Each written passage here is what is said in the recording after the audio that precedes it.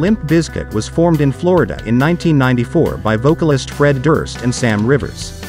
Rivers' cousin John Otto soon joined on drums, and guitarist Wes Borland completed the original foursome. After Korn played the Jacksonville area in 1995, bassist Fieldy got several tattoos from Durst and the two became friends. The next time Korn were in the area, they picked up Limp Bizkit's demo tape and were so impressed that they passed it on to their producer Ross Robinson.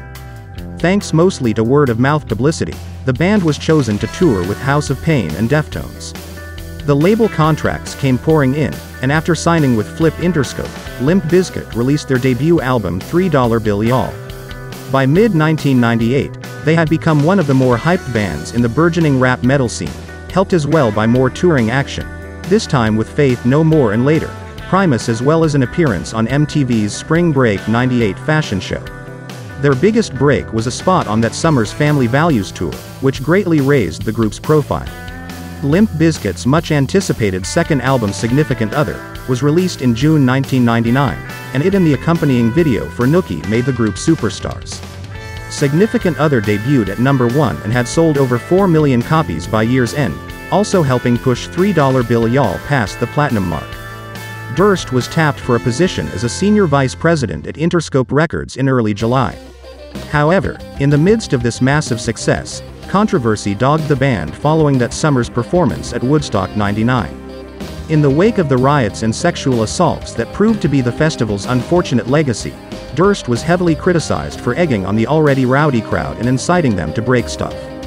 Not only was at least one mosh pit rape reported during the group's set, but the ensuing chaos forced festival organizers to pull the plug in the middle of their show. Even though Limp Bizkit's performance took place the day before the infamous festival closing riots, the band was raked over the coals in the media, who blamed them for touching off the spark that inflamed a potentially volatile atmosphere. Undaunted, Limp Bizkit headlined that year's Family Values tour, with the newly controversial Durst grabbing headlines for periodic clashes with Bizkit's tourmates. During the Napster flap of 2000, Durst became one of the most outspoken advocates of online music trading that summer. Limp Bizkit embarked on a free, Napster-sponsored tour. All of this set the stage for the October release of the band's third album, Chocolate Starfish and the Hot Dog-Flavored Water. Wes Borland left soon after, necessitating a long search for a replacement guitarist of comparable value. After going almost 3 years without a new album, the band released Results May Vary, which peaked at number 3 on the US Billboard 200 and eventually went platinum. Borland returned after its release, and the band issued the Unquestionable Truth Part 1 EP in 2005. The Bizkit then released Greatest Hits, a 17-track career survey that included all the hits from their heyday. In 2009, the band went back into the studio to record with its original lineup. After a number of delays, they released their fifth studio album Gold Cobra in the summer of 2011.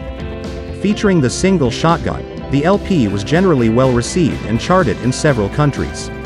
In 2012, the group left Interscope, joined the Cash Money Records roster, and headed back into the studio to begin work on album number 7, The Proposed Stampede of the Disco Elephants. They issued the singles Ready to Go and Endless Slaughter in 2013, but it would be years before a new record saw the light of day. The band parted with Cash Money in 2014. By the time the 2020s rolled around, nu metal was in the midst of a revival, driven by younger bands raised on the sounds of Korn and Limp Bizkit. Capitalizing on this new youthful resurgence, the band was added to 2021's installment of Lollapalooza, performing a well-received, main-stage greatest hits set that ended with a new single Dad Vibes.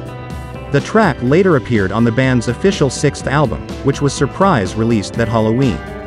Self-aware as ever, their comeback set was titled Still Sucks and featured a blend of their classic rap rock sound and late-era introspective cuts.